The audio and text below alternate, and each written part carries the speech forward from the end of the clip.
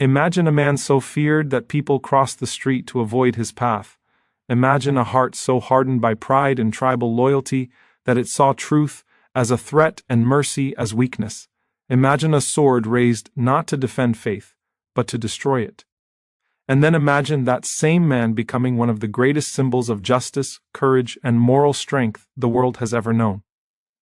This is the story of Omar Ibn Al Khattab, may Allah be pleased with him, a man whose conversion did not merely change his direction but reshaped history itself. Omar Ibn Al Khattab was not an ordinary opponent of Islam. He was strong, intelligent, influential, and unwavering. In a society built on power and lineage, Omar stood tall as a leader among Quraysh. When Islam began to challenge the old order, Omar saw it as chaos, threatening stability. He believed he was defending honor, tradition, and truth. His conviction was fierce, and conviction, when paired with strength, becomes a force that can either destroy or build civilizations. There came a day when Omar set out with a single purpose: to end the message of Islam by ending the life of the Prophet Muhammad. His steps were heavy with resolve, his mind clear with intention, but Allah had written a different destiny. On that path of anger and certainty, Omar was intercepted by truth. He learned that his own sister and brother-in-law had embraced Islam. Rage redirected his steps. Fury guided him to their door. What followed was confrontation, pain, and then silence before verses of the Quran that pierced a heart long sealed shut. The words he read were not shouted, they were not forced, they simply were powerful, clear, unavoidable. In that moment, the strength of Omar did not disappear, it surrendered. The fire that once burned to destroy now burned to submit. The man who walked out with a sword returned with faith, and when Omar ibn al-Khattab accepted Islam, the ground beneath Makkah shifted. The companions had believed in secret, hiding their prayers, whispering their faith. Omar believed openly. When he embraced Islam, he did not ask for safety, he asked for direction. He did not shrink, he advanced. He marched straight to the Kaaba and declared his faith without fear. From that day, Islam was no longer hidden. The believers prayed openly. Strength stood beside truth. Omar was not just another Muslim, he was a turning point. The Prophet gave him the title Al-Faruq, the one who distinguishes between truth and falsehood. This was not a compliment of words, but a recognition of character. Omar's Islam was decisive. Clear lines. No ambiguity. Justice without favoritism. Truth without apology. When Omar stood for something, people knew where he stood. In a world clouded by compromise, Omar was clarity. After the passing of the Prophet, Omar continued to shape history. As the second caliph, his leadership redefined governance. He was the first to establish a public treasury, the first to introduce a welfare system that ensured the poor, the orphaned, and the vulnerable were not forgotten. The first to create organized courts of law. The first to establish a structured police system. These were not borrowed ideas, they were born from a heart molded by accountability before Allah. Omar would walk the streets at night not as a ruler seeking praise but as a servant seeking responsibility. He carried food on his own back to widows and hungry children. When questioned why he did not delegate such tasks, he responded with action, not excuses. Power did not elevate him above the people, it lowered him closer to them. Authority in his hands became a trust rather than a privilege. His justice was legendary. A governor could be summoned and questioned like an ordinary citizen.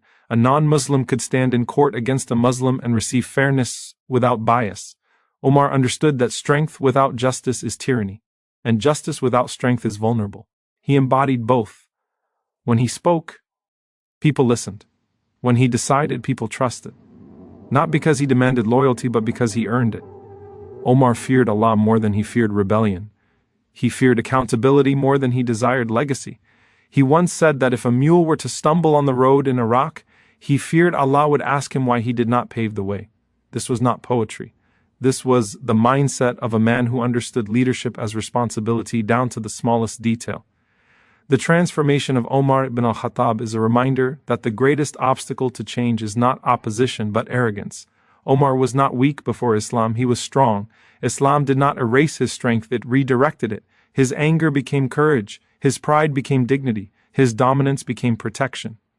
This is why his story resonates across centuries. It proves that no heart is too hard, no past too heavy, no path too far from redemption. When Omar walked, history followed. When he ruled, justice spread. When he believed, belief stood tall. his life challenges every individual who thinks change is impossible, who believes their flaws disqualify them from greatness, who assumes that leadership belongs only to the flawless. Omar Ibn Al Khattab was not flawless, he was sincere. And sincerity, when aligned with truth, becomes unstoppable. He was the convert who changed the world, not because he sought to be remembered, but because he sought to be accountable.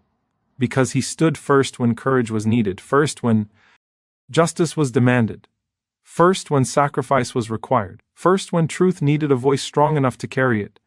His presence was so impactful that even revelation aligned with his insight on multiple occasions. When Omar spoke with sincerity rooted in justice, Allah confirmed his intuition through divine verses.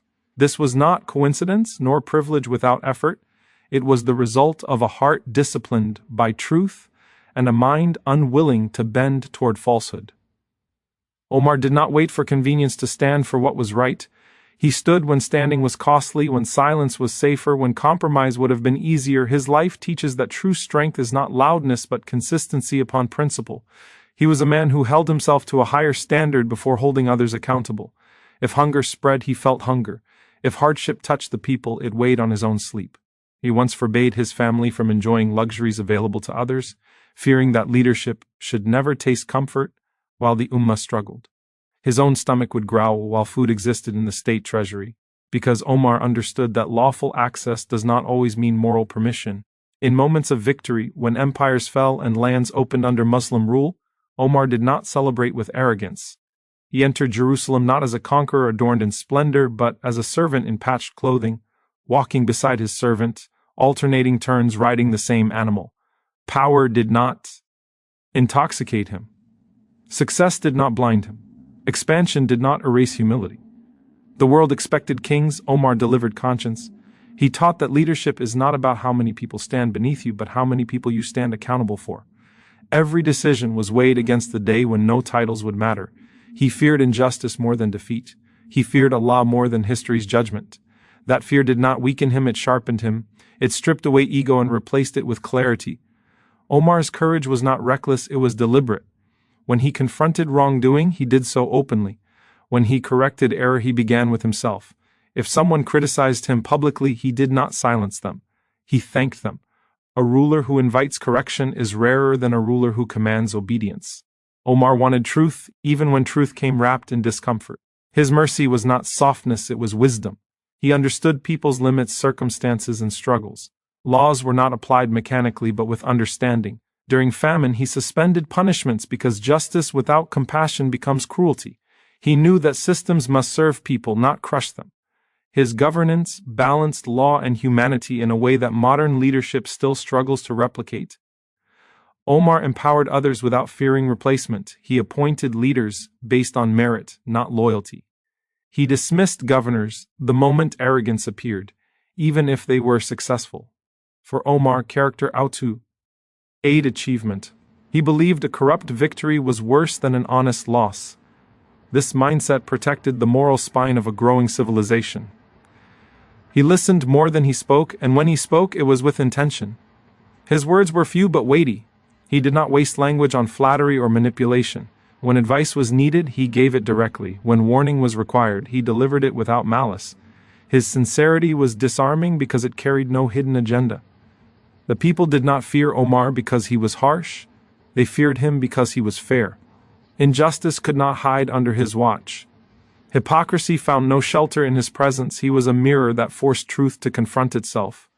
And yet, those who were weak felt safest under his rule, because they knew strength had finally chosen to protect rather than exploit. Even in personal moments, Omar's heart trembled with awareness of Allah. He would recite verses of the Quran and collapse from their weight.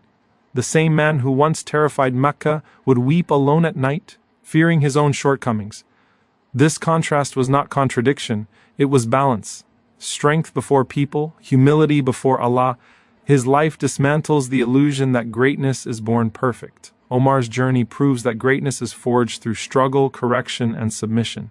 He was not chosen because he never erred. He was elevated because he repented quickly, corrected decisively, and remained teachable. His Islam was alive, active, and constantly refining him. When death approached, Omar did not cling to power. He worried about the future of the Ummah more than his own legacy. He consulted, planned, and ensured continuity, because leadership for him was stewardship, not ownership. Even in his final moments, his concern was accountability, not remembrance. The impact of Omar Ibn Al Khattab cannot be measured only in borders expanded or systems built. His true legacy lives in the standard he set for courage, justice, and responsibility. He demonstrated that faith is not confined to prayer mats, but must walk understood. I'll continue seamlessly in plain text only, maintaining the same motivational tone and flow without headings and without any ending statements. He lived with the awareness that leadership is not proven in comfort, but exposed in pressure. When decisions carried risk, he did not delay out of fear. When truth demanded sacrifice, he paid its price without negotiation. Omar understood that hesitation in moments of moral clarity is a form of betrayal, and so he trained himself to act when certainty appeared, even if consequences followed. He never confused authority with infallibility. The higher he rose, the more cautious he became. He viewed power as something that must be restrained daily, because unchecked authority corrodes intention. This awareness kept him grounded when others might have drifted into entitlement. His discipline was internal long before it was enforced externally. Omar's understanding of justice extended beyond punishment to prevention. He worked to remove conditions that produced wrongdoing, knowing that desperation often precedes disobedience. Hunger, neglect, and inequality were not excuses for injustice, but they were responsibilities for leadership. By addressing root causes, he reduced harm before it occurred. He carried the burden of decision-making silently. While people saw outcomes, they did not always see the nights of contemplation, the prayers for guidance, the fear of misjudgment. Leadership, in his eyes, was a weight that required spiritual strength to bear. The public face of authority hid a private struggle for correctness. His restraint in speech was intentional. He spoke when words served purpose and remained silent when silence preserved dignity. He knew that excessive speech weakens authority, and careless language damages trust. Every word was measured not for elegance but for impact. Omar cultivated courage within the community by modeling it himself. People learned bravery by watching him confront injustice without hesitation. Fear dissolved in environments where leaders embodied confidence rooted in faith rather than dominance. His presence reassured the hesitant and strengthened the uncertain. He saw diversity as strength when guided by principle. Differences in opinion did not threaten him, because his leadership was not built on insecurity. He welcomed debate, knowing that truth sharpens through each examination. Unity for Omar was not uniformity but shared commitment to justice. He understood that faith must remain dynamic. Stagnation was dangerous even in righteousness. He renewed intentions constantly, fearing routine more than hardship. His relationship with Allah was active, reflective, and evolving. Omar's life reveals that discipline creates freedom. By restraining desire, ego, and anger, he liberated his conscience. This freedom allowed him to act without internal conflict, guided by clarity rather than impulse. He refused to inherit injustice simply because it was tradition.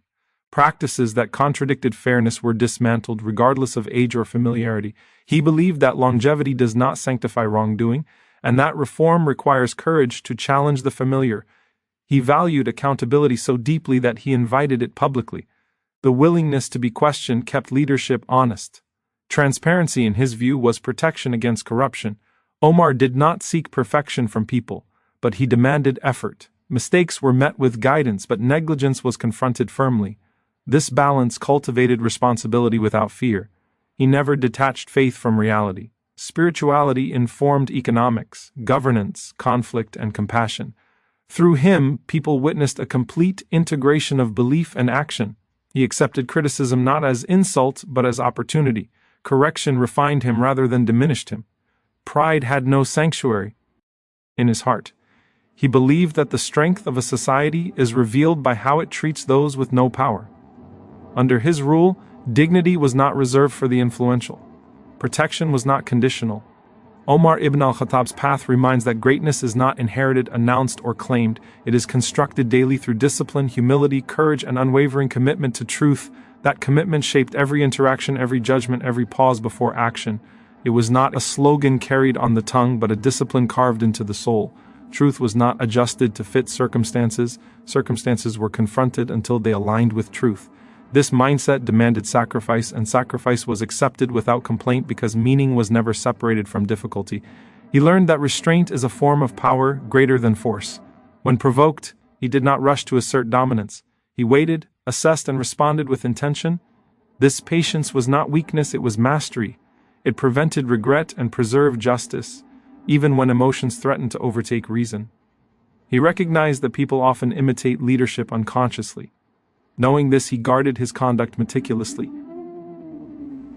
If leadership compromised, society would follow. If leadership remained upright, society would correct itself. Responsibility, therefore, extended beyond decisions to demeanor, tone, and daily habits. He believed that sincerity is tested most when no reward is visible. Many actions brought no recognition, no applause, no record. Yet, he pursued them with the same seriousness as public matters. In these unseen moments, character was refined and intention purified. He approached adversity as instruction rather than punishment. Each challenge carried lessons about patience, reliance, and humility. Instead of resisting hardship, he extracted meaning from it. This transformed obstacles into tools for growth rather than sources of bitterness. He refused to let fear dictate policy. Fear narrows vision and compromises values. By anchoring decisions in principle rather than anxiety, he preserved moral direction even under threats. Security, in his understanding, was a byproduct of justice, not its substitute. He understood that people do not only need laws, they need hope. Despair breeds chaos, while hope sustains resilience. By addressing needs directly and visibly, he restored confidence in leadership and in the future. People believed again because belief was justified. He viewed every human interaction as an opportunity to uphold dignity. Whether addressing a dispute, offering counsel, or delivering correction, respect remained constant. Harshness was reserved for injustice, never for people struggling to improve. He believed that leadership must remain teachable. The moment learning stops, decline begins. By remaining a student of wisdom, he stayed relevant, grounded, and responsive to changing realities without abandoning core values. He was aware that power attracts flattery and flattery distorts judgment. To protect himself, he surrounded himself with those who spoke honestly, even when words were uncomfortable. Truthful voices were valued more than loyal silence. He treated time as a trust. Moments wasted were opportunities lost to serve. This urgency did not create haste but focus. Priorities were clear, distractions dismissed, purpose-guided scheduling. He understood that justice delayed is justice denied. Efficiency, therefore, became an ethical requirement. Systems were designed to resolve issues promptly, preventing suffering from prolonged uncertainty. He balanced optimism with realism. Hope did not blind him to risk, and caution did not extinguish progress. This balance allowed steady advancement without recklessness. He accepted that leadership requires emotional endurance. Decisions would be questioned, intentions misunderstood, sacrifices unnoticed. Endurance preserved integrity when appreciation was absent. He recognized that unity is fragile and must be protected proactively. Division often begins small, unnoticed. By addressing tensions early, he preserved cohesion before fractures deepened. He believed that forgiveness strengthens authority more than vengeance. When possible, mercy healed wounds that punishment would only deepen. Yet forgiveness never excused injustice. It transformed hearts while preserving order. He did not allow success to redefine his identity. Achievement remained external. Values remained internal. This separation prevented arrogance and preserved humility. He approached every day with renewed accountability. Past accomplishments did not exempt present responsibility. Each sunrise reset the standard. He understood that people change at different paces. Guidance required patience, repetition, and empathy. Transformation was encouraged, not forced. He refused to exploit fear for compliance. Obedience built on fear is unstable. Trust built on fairness endures. Stability, therefore, was rooted in justice. He recognized that self-discipline precedes social reform. A society reflects the inner state of those who lead it. By refining himself, he influenced countless others without coercion. He believed that clarity prevents conflict. Clear expectations, transparent decisions, and consistent principles reduced misunderstanding and resentment. He never assumed permanence. Positions end, influence fades, life concludes. Awareness of transience sharpened responsibility rather than diminishing effort. He viewed humility not as self-neglect, but as accurate self-assessment. Knowing limits invited consultation, knowing strengths enabled decisive action. He understood that courage is often quiet. It appears in restraint, honesty, and endurance more than spectacle. He treated every trust as temporary, every role as borrowed. This perspective preserved gratitude and prevented entitlement. He recognized that reform invites resistance. Change unsettles comfort. Resistance was met with patience when sincere and firmness when manipulative. He believed that the strongest legacy is not memory but example. When conduct inspires replication, influence outlives presence. He measured progress by reduced suffering rather than increased praise. Well-being mattered more than reputation. He accepted that some efforts would go unnoticed, some sacrifices misunderstood. Purpose, not perception, sustained momentum. He approached each challenge with renewed reliance, knowing that effort without dependence breeds arrogance and dependence without effort breeds stagnation. He understood that moral courage requires renewal. Yesterday's strength does not guarantee today's resolve. He remained vigilant against complacency, knowing that decline begins subtly. He believed that truth must be lived before it can be taught. He understood that leadership is a mirror, reflecting both virtues and flaws back to the self. He embraced responsibility fully, without reservation, without retreat, without excuse.